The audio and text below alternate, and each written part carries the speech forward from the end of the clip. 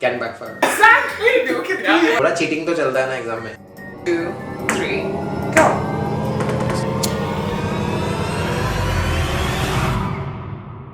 Why are you also doing the double roll? I'm also young. अरे what nonsense.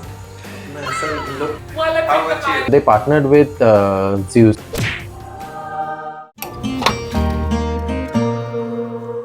Action. Yeah. So we always start with a big smile, no? Yeah. So, Whitey, how's your week been? Not too bad. How's yours been? Fantabulous. You know what? My daughter, she celebrated Independence Day this week in the nursery. Oh. And like usually if we are in India and it's an Independence Day, it's a normal thing, right? But obviously we are living in London right now, and anything that happens back home, it's supposed to be a very big event over here because we are so away, we want to be I know. attached to it and all. I And I know. was so happy that she got to celebrate it in her nursery, and she's getting introduced to at least a bit of history of both the countries where we are and what happened back then. And I'm yeah, sure she would have so many questions. she did, and I answered few of And them. I don't know how much you Yeah, answered. I answered few of them. Yeah. She definitely would know. Obviously not in this country's history books, but she should definitely understand what all went through. And yeah, nothing else. I think crypto's something that I'm looking forward to. Right. I'm holding on to Ethereum. I'm looking at it to reach 7.5. No advisory, but it's gonna be an interesting next month. No advice. No advisory, yeah. Just Whitey's going to be the tracking. one who's going to get rich. Yeah, no. Not sharing the details with others. You guys can ride along with Yeah. me, but don't hold on to me if it goes down to 3,000 again. I'll keep it to myself while I How pick the about you? money. How about me? So I've had my niece staying with me this week. So my niece is, as you know, much younger. She's I'm also young, but she's much younger. She's Gen Z. I'm not talking about generation I am, but yeah, she's Gen Z. And she introduced me to this show called Love is Blind. It's a reality TV show. I've seen that. And have you seen that? Yeah, but not like fully, but like a trailer. Oh, you know what that is about? I just thought it was just such an amazing thing wherein you just don't see the person that you're dating. Yeah. And you just talk through the wall. So there's no element of really being physically attracted, but you could be attracted to the voice for sure. Really, well, they can backfire. Can backfire. Yeah. I mean, I'm sure it can, right? But people go down on their knee, I'm told, in that show. Okay. And so much so that some people also end up marrying. And I'm like, wow, in the world where people Never struggle. seeing each other? They get down on their knee. Yeah. Behind the wall. Isn't it similar to what we had back in India when we had arranged marriages where the husband and wife never meet and the parents decide they're going to get married? Well, the previous generation, sure. Yeah. I mean, the stories that you've heard, like, at least I'm sure they at least see once before marrying. But yeah, here they do. Still, I still thought it was a very unusual show, at least from my my standpoint, at least the way I saw it. And especially, like I said, people struggle to even be exclusive, the new generation. And here you're talking about not looking at each other and getting engaged. So yeah, that was that. And a lot of earnings got announced almost like two to 3 weeks back. And one of those interesting one on Microsoft, which I thought, I picked up the numbers and it blew my mind as to how the AI spend for MS stated for this year is close to about 80 billion USD, which is equivalent to the defense spend for Germany or UK and more than France's defense spend, which I just thought was, wow, look at that. People are going crazy with AI, Look at that. And how massive companies like Microsoft is. And on that note, I've heard countries spending that much, but not a company. Exactly that. And just on AI, I mean, not like all of their spend, just on AI. And talking about tech advancements shouldered on great minds and billions of dollars spent, there is one company which is not so broadly known in the mainstream, but is the most critical piece on the chessboard, without which the AI revolution will come to a grinding halt. It's not NVIDIA, it's not OpenAI, it's not Google. It's Let's do drum roll. It's the lesser known Dutch company named ASML, Advanced Semiconductor Material Lithography. Well, that's a mouthful, right? It is a mouthful, which is why it goes by ASML. Yeah. And that's going to be our topic today, isn't it? It is going to be the topic, yes. Yeah. So let's get into what makes this company unique, right? So they are the only company in the world which is currently helping to produce those extremely small chipsets, which is being used, which is being done using a technology called UV lithography.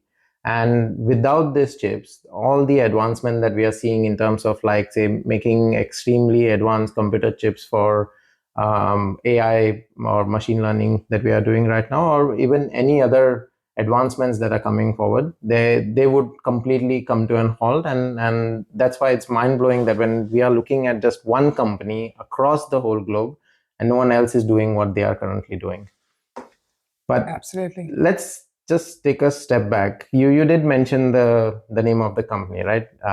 Advanced Semiconductor Material Lithography, right? And just to break it down in terms of what we are talking about and the jargons that we have just spoken about. So semiconductor, I think most of us kind of would understand, like we would have learned something in our science lessons in 8th standard or something.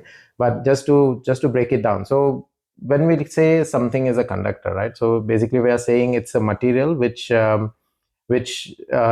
helps in passing through electricity, like a metal wire or something, right? And so when we are saying about a semiconductor, right, so what we are hinting towards is that it's a special kind of material which has a property that can be controlled to conduct or not conduct electricity. And that is where it is very useful for all these computer chips, that they have these events and the trigger points that they can control when the electricity would be conducted or not. And do you want to take on what is EUV lithography? Yes. So yes, talking about what is the whole sort of ecosystem, and kind of like I am obviously oversimplifying, because as you know, ASML is the only company actually sort of building those EUV lithography machines, which is why the uniqueness of ASML, like you called out rightly. But overall in the ecosystem, if I have to oversimplify to be able to explain it to a kid, it's essentially, think of it as using a stencil to draw on a paper, and essentially the pen or a crayon that you use is your light ray, and your stencil is pretty much your circuit pattern, and the paper is pretty much the wafer with which the output of it, whatever it is that you end up drawing on the paper with the result of using a stencil and a pen, is your output, which is the semiconductor. So I'm kind of explaining the whole ecosystem as to, when you build a semiconductor, what are the different things that come into play. Interesting. Cool. So technology देख लिया क्या करते हैं and all that. So let's just get into ASML के वो बनाता क्या है, what do they do, right? So we know that this UV lithography machine is like a beast of a technology and the giant, right? So what goes into making this UV machine, and why is this such a massive deal, right? So let's just get into that. So firstly, just to make one UV machine, they take more than 100,000 parts involved in that. And to ship it, it would take almost 3 to 5 Boeing 747s and about 250 crates. Yeah. And it almost takes around 6 months to assemble this machine when you have hired more than 250 expert and specialized technicians into it. And weighs more than 100 elephants, 150,000 kgs. Yeah.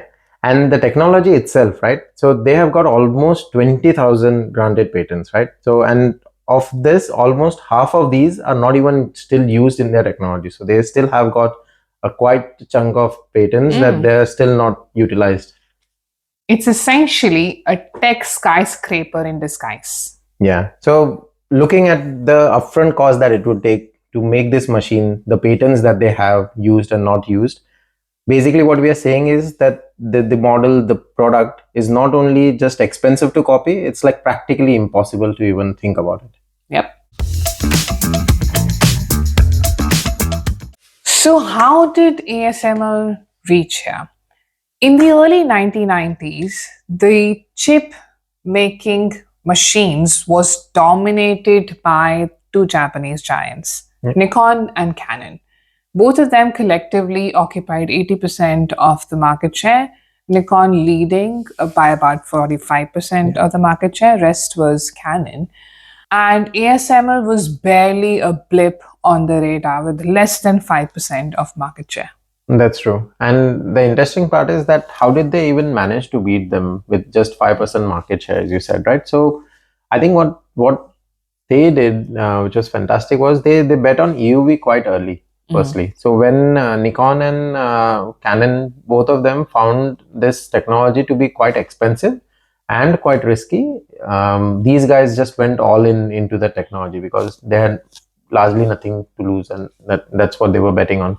And secondly, the supply chain that they had, right? It was like basically that's what made it stand out. So they partnered with Zeus, which actually helped them with the supply of the ultra precise optics, which is used in the EUV. And the other most important ingredient was they acquired Cymer, which was actually providing them with the light sources. So both of these together just completely changed the way that they started looking at EUV technology. And the masterstroke actually came, and when the overall market tilted towards them becoming a monopoly was when the likes of TSMC, Intel and Samsung, which actually are rivals, right? They all combined invested in ASML approximately to I think 1 billion euros for them to actually advance the technology and take this forward so that it could be delivered much faster to them. And this itself just helped them to lock the customers. They knew that they have already invested in it, so they are gonna make a sale, and then they already got the funding that they required to build such a massive machine that we have been just talking about. So while the rivals were probably distracted with camera revenue coming in and printers that they kind of also diversified into, ASML went all in into the whole EUV, and it paid off. So much so that they were market leaders in mid 2010s of the high-end market, and they own 100% of the market share in EUV because they pretty much have a monopoly in that space. And ASML's sort of revenue mix, if we were to talk about the business model, that sort of rests on essentially two areas or two fields, if I were to call it that. One being your new machine sales. So it's either your EUV or deep ultraviolet machines, which roundabout makes up to about 77% of their revenue. And the other is from service contracts, because highly complex machines, any sort of maintenance and upkeep of these machines brings in revenue for them as well, which roundabout is about 23% of their revenue. So and given the complex machinery that they provide to their customers, you essentially have your customer once and you've locked them for the lifetime. So ASML is not just a business that we are talking about, right? It has kind of become a geopolitical chess piece for US.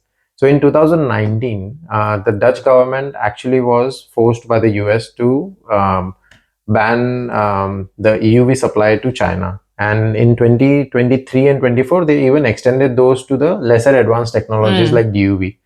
And so how did the US actually, so it's a Dutch company, but the US is pressurizing. So how did they manage to do that? So remember we mentioned that they had a subsidiary in US, which is Cymer, which is one of the key sources where they get their light source from. And under the US export laws, Washington is able to actually ban their companies from exporting if the end product is being used by a restricted country. And in this case, it's China.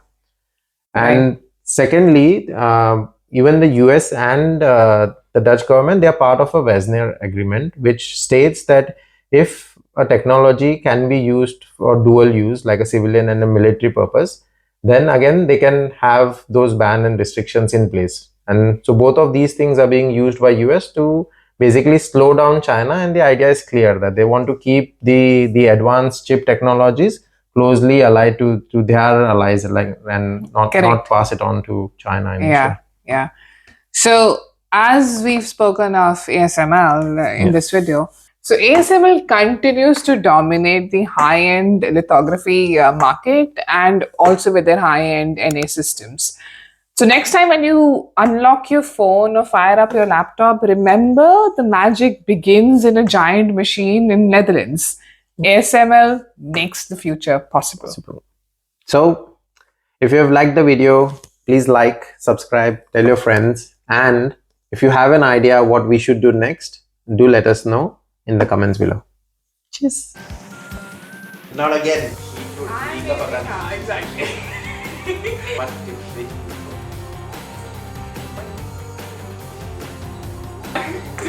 Now 1, 2, 3, tu go back. Exactly. You can do it. Why are you also doing the dog roll?